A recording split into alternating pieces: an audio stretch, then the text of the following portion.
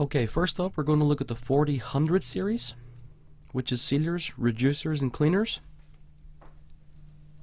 And what I'm doing here is I'm taking my base coat sealer white and I'm actually tinting it about 10 or 15% with semi-opaque flame orange.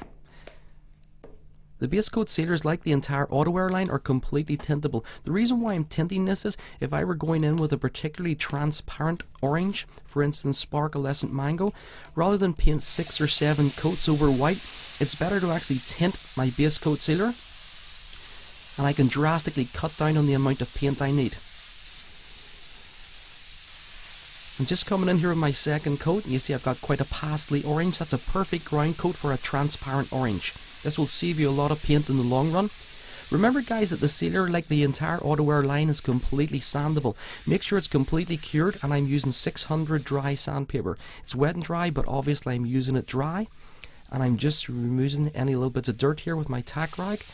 And what's important when you're doing this is to put a drop coat over, especially if you're using a metallic or an iridescent or a pearl, just putting that last coat down. The next up is transparent base.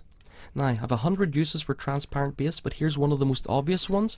What I'm doing is I'm just putting it over the top of my artwork prior to masking or even clear coating. I'm using it here kind of like an intercoat clear. It's very, very important to put it on light. If I put it on too wet, it's going to go milky, quite pastely, and I could lose adhesion. I'm just putting on 1 or 2 super light coats. And you can see it puts like a sheen over my artwork. Now in this case I'm just going to clear straight over this, but if I wanted to do some heavy masking, I would always put a little bit of transparent base over there to seal that artwork in.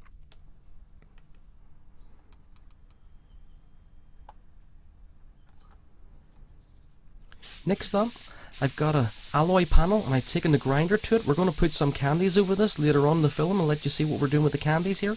But in the meantime, I'm using the transparent base just to act as a go-between between the bare alloy and the candy. And again guys, very, very light coats. 1 or 2 just drop coats, and that's going to act as a go-between before I lay down my candies.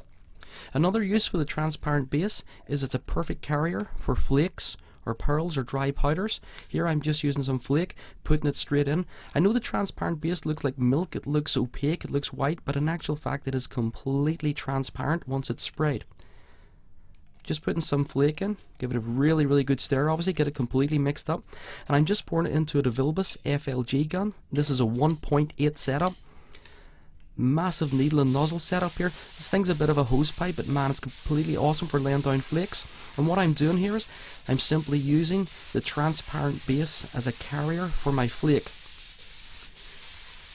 We have companies who don't even use the AutoAir, but they'll still use our transparent base as a carrier for their flakes or dry pearls.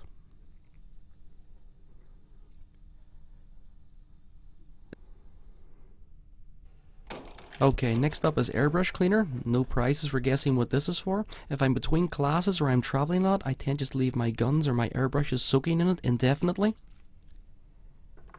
I also use it with my bottom feed airbrush. I favour a bottom feed airbrush over a gravity feed because it's much, much faster. And what I'm doing is I'm just changing colours here, and I'm just hooking up the AutoAir bottle adapter. Just 5 seconds of airbrush cleaner straight through my gun. And within about 8, 9, 10 seconds I've got a complete colour switch. I also use the airbrush cleaner for just general cleaning. It's fantastic for getting overspray off your equipment between classes or between jobs. Next up we've got Gun Restorer, and it's a little bit more aggressive. I tend to keep things soaking in there like spray guns or fluid nozzles.